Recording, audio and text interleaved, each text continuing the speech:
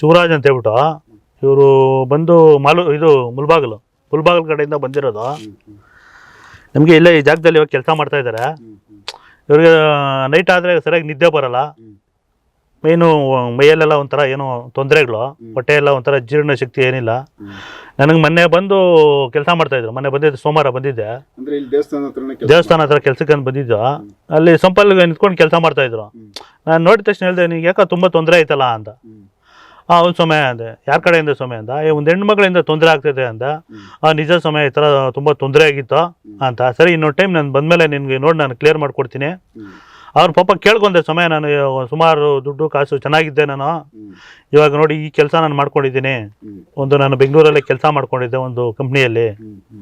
45,000 ಸಂಬಳ ಬರ್ತಾಯಿತ್ತು ನನಗೆ ಅಂತ ಹೇಳಿದ್ರು. ಸರಿ ಆಯಿತು, ನೀನೇನು ತಲೆ ಕೆಡ್ಸ್ಕೊಂಬೇಡಪ್ಪ, ಇನ್ನೊಂದು ಟೈಮ್ ನಾನು ಬರ್ತೀನಿ, ನಾನು ನಿನ್ಗೇನಾದರೂ ಬಂದು ನಾನು ಕ್ಲಿಯರ್ ಮಾಡ್ಕೊಡ್ತೀನಿ ಅಂದೆ. ಅದಕ್ಕೆ ಬೆಳಗ್ಗೆಯಿಂದ ಪಾಪ ಕೇಳ್ತಾನೆ, ಸಮಯ ಮಾಡಿರಿ ಅಂತ.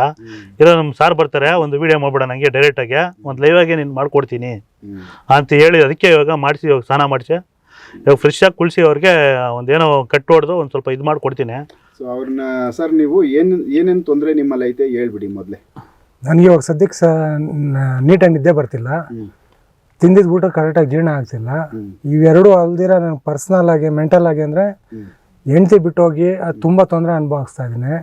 ಇದರಲ್ಲಿ ಏನಾಗ್ತಿದೆ ಅಂತ ನೋಡಿದ್ರೆ ಯಾವುದೇ ಕೆಲಸಕ್ಕೆ ಹೋಗಲಿ, ಮೆಟ್ರೋದಲ್ಲಿ ಹೋಗಲಿ, ಸಾಫ್ಟ್ವೇರಲ್ಲಿ ಹೋಗಲಿ, ಯಾವುದೇ ಕೆಲಸಕ್ಕೆ ಹೋಗಲಿ ಕರೆಕ್ಟಾಗಿ 6 ತಿಂಗಳು ಮಾಡೋಕ್ಕಾಗಲ್ಲ. ಸೈಲೆಂಟಾಗಿ ಬಂದುಬಿಡ್ತೀನಿ. 7 ಇಯರ್ಸಿಂದ ಸೇಮ್ ಪ್ರಾಬ್ಲಮ್ ಆಗ್ತಿದೆ. ಏನು ಮಾಡೋದು ಅಂತೇಳಿ ತುಂಬ ತೊಂದರೆ ಆಗ್ತಿದೆ, ಅರ್ಥನೂ ಆಗ್ತಿಲ್ಲ.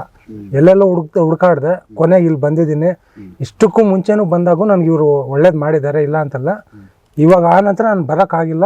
ಈ ಸರಿ ಬಂದಿದ್ದೀನಿ, ಮತ್ತೆ ದೇವ್ರು ಏನು ಮಾಡ್ತಾರೆ ನೋಡಬೇಕು. ಇವರು ಚೆನ್ನಾಗಿ ಮಾಡ್ತಾರೆ ಅಂತೇಳಿ ನಂಬಿದ್ದೀವಿ. ಎಷ್ಟು ವರ್ಷ ಆಯಿತು ಹೆಂಡತಿ ಆಚೆ ಹೋಗಿ? 7 ಇಯರ್ಸ್ ಆಯಿತು, 7 ವರ್ಷ ಆಯಿತು. ಎಲ್ಲಿದ್ದಾರೆ ಅವ್ರು? ಬೆಂಗಳೂರಲ್ಲೇ ಇದ್ದಾರೆ. ಅವ್ರು ನಿಮ್ಮನ್ನು ಬಿಟ್ಟು ಮಕ್ಕಳು? ಒಂದು ಮಗು, ಗಂಡು ಮಗು. ಎಲ್ಲಿದ್ದಾರೆ ಅವರು? ಬೆಂಗಳೂರಲ್ಲೇ ಇದ್ದಾರೆ. ನೀವು ಮಾತ್ರ ಆಚೆ ಇದ್ದೀರಾ? ಹಾಂ. ಏನಿದು ಕಣ್ಣತ್ರ ಏಟು ಅಂದರೆ ಅದು ಅವ್ರ ಅಮ್ಮನೇ ಹೊಡ್ಸಿರೋದು. ಹಾಂ. ಓಕೆ. ಸೊ ಏನು ಗಲಾಟೆ ಆಯ್ತಾ? ಗಲಾಟೆ ಏನೂ ಇಲ್ಲ. ನಾನು ಹೊರಗಡೆ ಬಂದ ನಂತರ ಅವ್ರ ಅಮ್ಮ ಸಾಯಿಸ್ಬೇಕಂತೇಳಿ ಹೊಡಿಸಿ ಮಿಸ್ ಆಗಿ ಅಲ್ಲಿ ಏಟ್ ಬಿದ್ದಿರೋದು ಅಷ್ಟೇ. ಹಂಗೆ ಮಾರ್ಕ್ ಕಾಣಿಸ್ತಾ ಇದೆ. ಹಾಂ.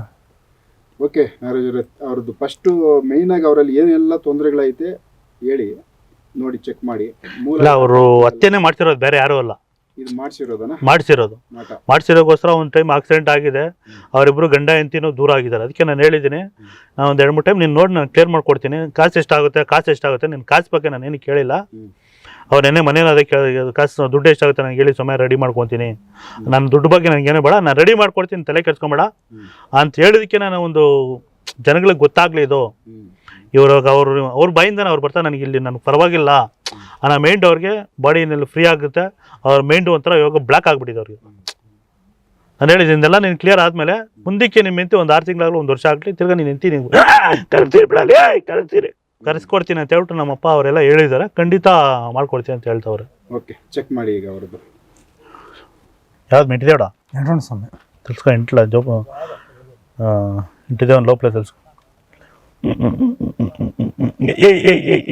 ಬೇತಾಳ ನೋಡು ಮನೆ ಇವನ್ ಮೈಯಲ್ಲಿ ಏನೈತೆ ಹೇಳ್ಬೇಡ.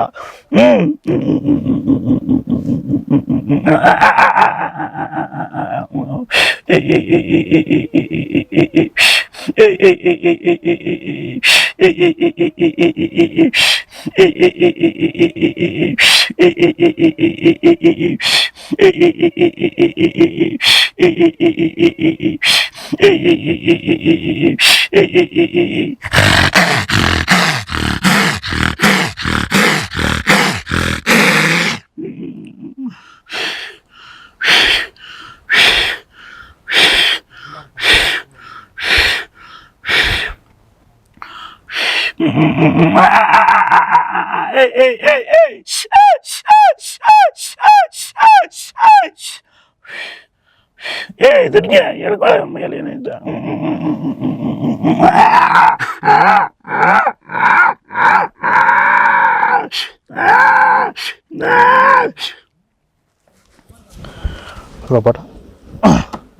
ಬಾಟ್ಲ ನೀರು ಹೊಟ್ಟಿಸ್ಕೊ.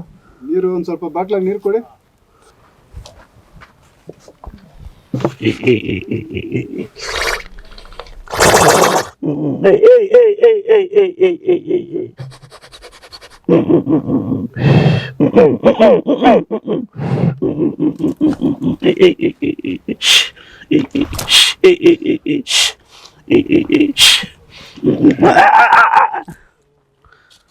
ವರ್ಷದ ಕಳೆ ಉದ್ರಕೊಂಡ್ರಪ್ಪ.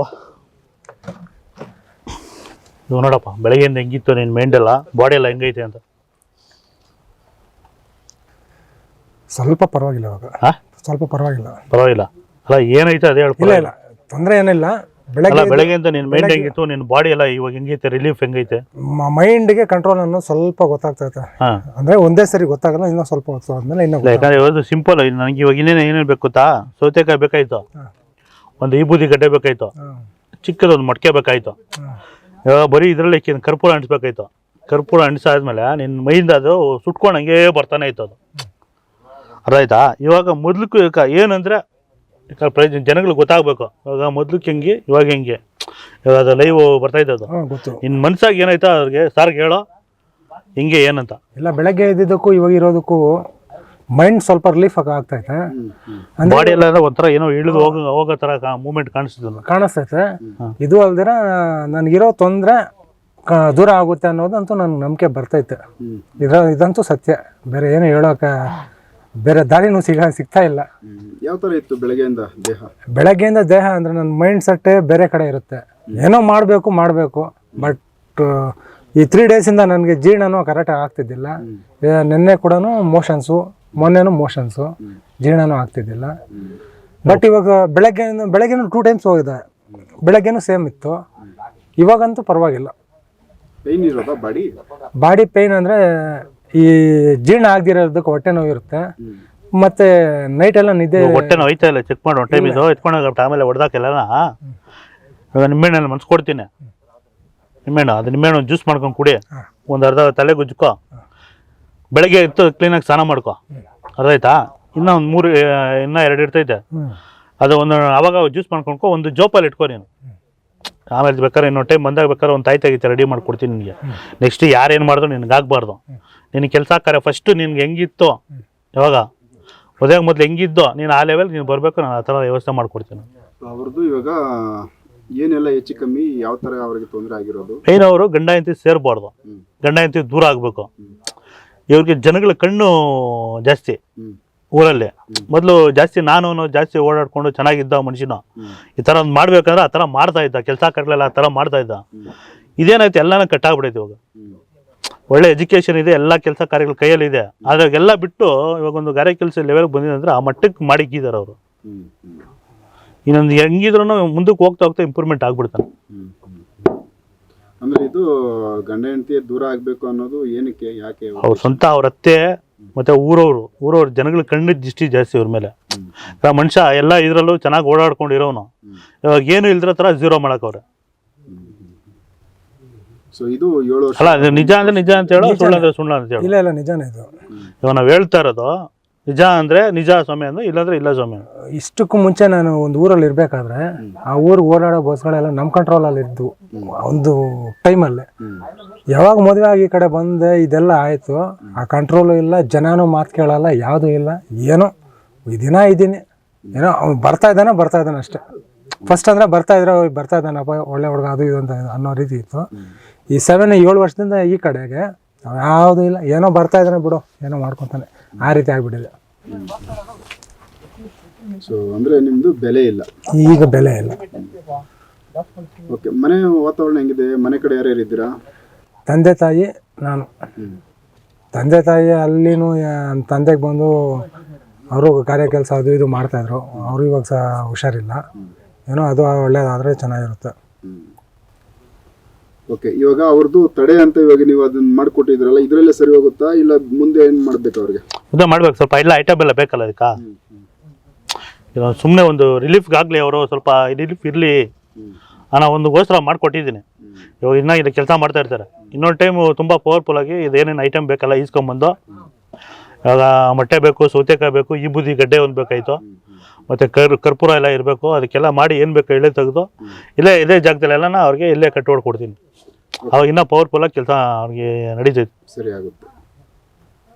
ಓಕೆ. ನಿಮ್ಗೆ ರಿಲ್ಯಾಕ್ಸ್ ಇದೆ ಸ್ವಲ್ಪ? ರಿಲ್ಯಾಕ್ಸ್ ಇದೆ.